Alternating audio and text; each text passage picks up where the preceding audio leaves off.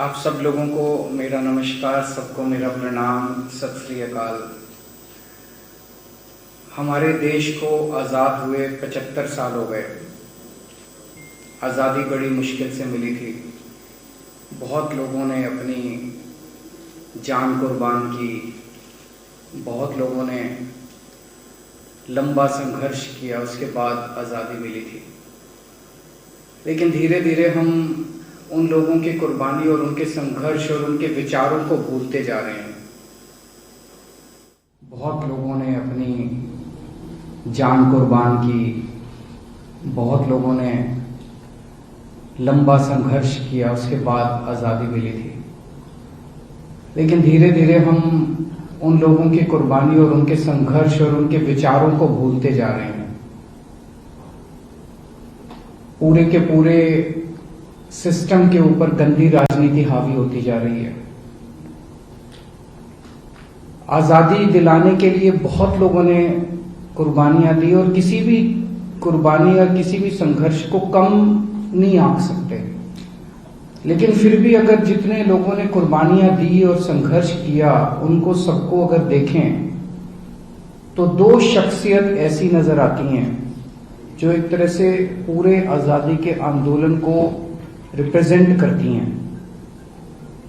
और वो हैं बाबा साहब अम्बेडकर और शहीद आजम भगत सिंह। ये दो आजादी के दीवाने ऐसे थे, ये दो शख्सियत ऐसी थी जो एक तरह से सारा जितने भी लोग, जितने भी आजादी के सेनानी हुए, सबको रिप्रेजेंट करते हैं। बाबा साहब अम्बेडकर कि हम केवल फैन नहीं है, हम उनके भक्त हैं, हम उनकी पूजा करते हैं। और ये मैंने कई जगह बोला है कि आइंस्टाइन ने महात्मा गांधी के लिए कहा था कि आने वाली पीढ़ियां ये यकीन नहीं करेंगी कि ऐसा शख्स पृथ्वी के ऊपर, हार्ड मास का ऐसा शख्स पृथ्वी के ऊपर कभी पैदा हुआ था, कभी चला था। वो बात मैं बाबा साहब अम्बेडकर के लिए कहना चाहता हूं कि बाबा साहब अम्बेडकर का जो संघर्ष था, जो उन्होंने जिंदगी में हासिल किया, मेरा अपना मानना है कि आज जितना मैं उनको पढ़ता हूं, जितना हम लोग उनके बारे में, उनके विचार और उनके संघर्ष के बारे में पढ़ते हैं, यकीन नहीं होता कि ऐसा व्यक्ति पृथ्वी पे आया था। एक गरीब घर में जन्मे, बहुत ही गरीब, महार जाति से आते थे। उस टाइम बहुत ज्यादा उनको अछूत माना जाता था, छुआछूत का उन्होंने सामना किया। क्लास में जाते थे, क्लास के बाहर बिठा दिया जाता था, क्लास में नहीं घुसने देते थे। वो शख्स जो एक छोटे से गांव से इतने गरीब घर में, उनके खाने को नहीं था, कई भाई बहन थे, वो वहां से निकल के वो शख्स अमेरिका से और लंदन से 2 पीएचडी की डिग्री लेके आता है।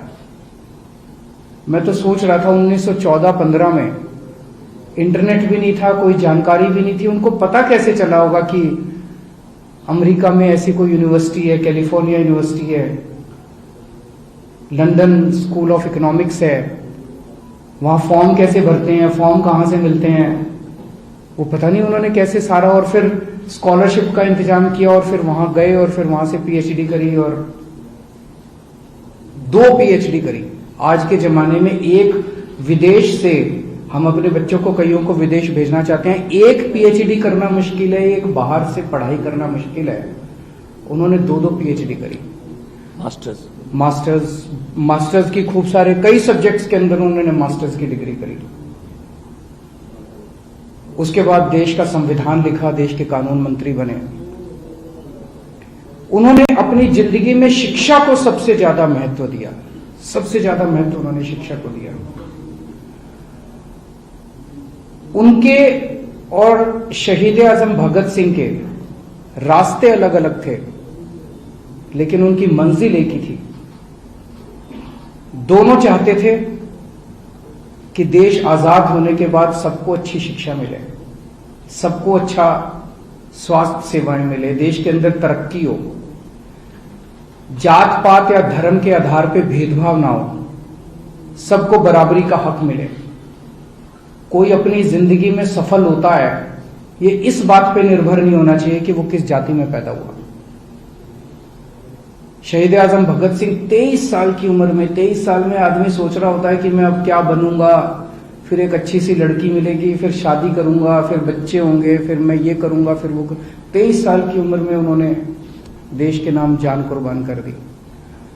तो दिल्ली में अभी मैंने ऐलान किया था 26 जनवरी के मौके पे कि दिल्ली के हर दफ्तर में, दिल्ली सरकार के हर दफ्तर में बाबा साहब अंबेडकर और शहीद आजम भगत सिंह की तस्वीरें लगाई जाएंगी। आज हम ये ऐलान करते हैं कि पंजाब में सरकार बनने के बाद पंजाब सरकार के किसी भी दफ्तर में सीएम की या किसी भी नेता की फोटो नहीं लगाई जाएगी। बाबा साहब अंबेडकर और शहीद आजम भगत सिंह की तस्वीर पंजाब सरकार के हर दफ्तर के अंदर लगाई जाएगी, ताकि उनको देख के हम लोग, हमारी पीढ़ी, आने वाली पीढ़ी प्रेरणा ले सकें। जितनी बार हम उनको देखेंगे उनके संघर्ष हमें याद आएगा, उनकी कुर्बानी याद आएगी और उनके विचार याद आएंगे।